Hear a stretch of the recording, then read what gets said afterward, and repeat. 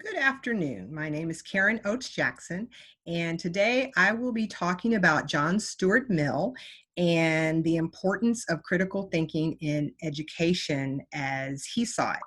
My thesis for my paper was the long-range impact of standardized teaching in U.S. schools will develop a society of people who cannot think for themselves. It is imperative that teachers teach in a manner that develop cognitive thought and individuality.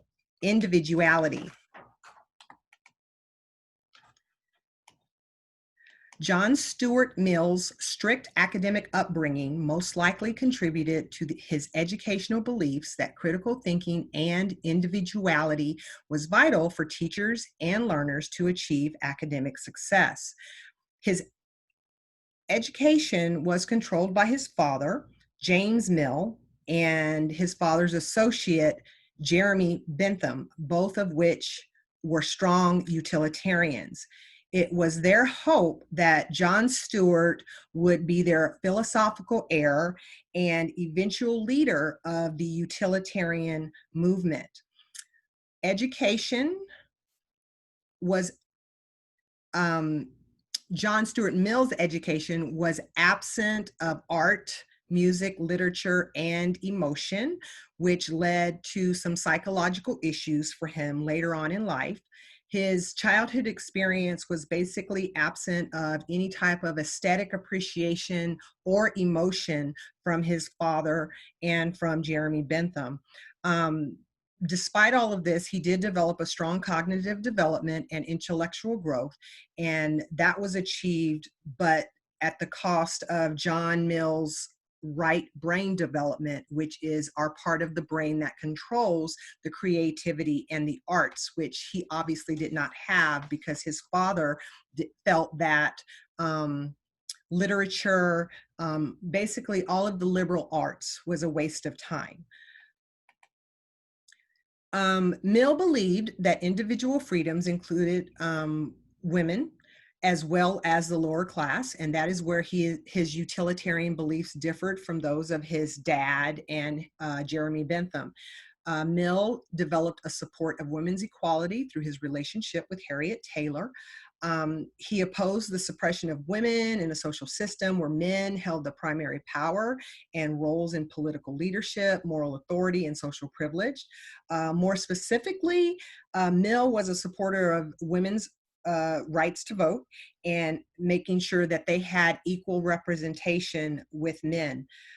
He actually introduced a bill for women's suffrage while he served in the House of Commons from 1865 to 1868.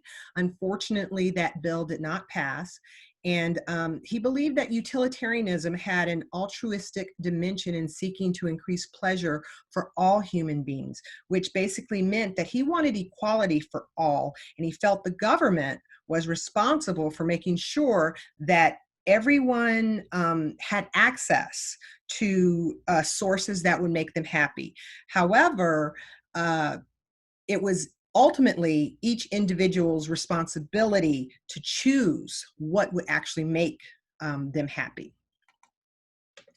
Very little of Mills's tenets and philosophies were grounded in Christian or religious beliefs. He was not raised in the church. He actually believed that Christianity did not work, which led him to attack the orthodoxy in search of something better. He regarded Christ as a model of virtue, but he did not believe that Christ's death was sacrificial. He did, however, believe in the natural goodness of people, and he felt that humankind had the opportunity to do better. His essay, Theism, brings in a scientific argument that there is more godly power and intelligence in nature than in human power. Despite him not being a Christian or being raised in the church, he formed many alliances with several evangelical Christians for the betterment of his reformist causes. And his book On Liberty was written to persuade people that Christianity needed to be eliminated altogether. Despite this thinking, Mill thought human beings possessed a potential for kindness and, again, altruism, which education could help to develop. Psalm 36:7 states, "How precious is your steadfast love, O God. The children of mankind take refuge in the shadow of your wings," which means basically that just as Christians put their faith in God, Mill was placing his faith in education, for humans to have a selfless concern for the well-beings of others.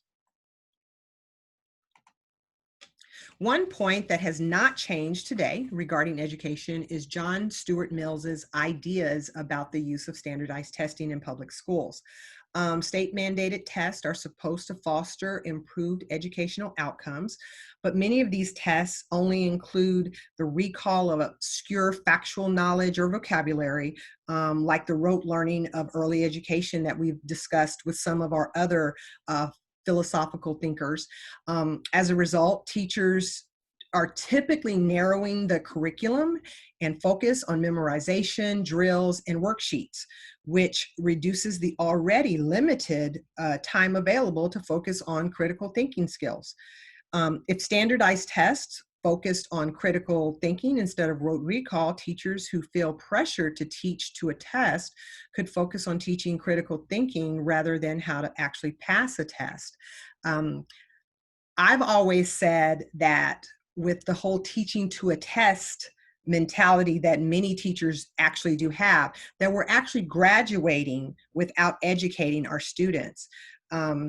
If we could focus more on the critical thinking and doing things outside of the box, I feel that that would result in students that are more likely to be engaged in learning.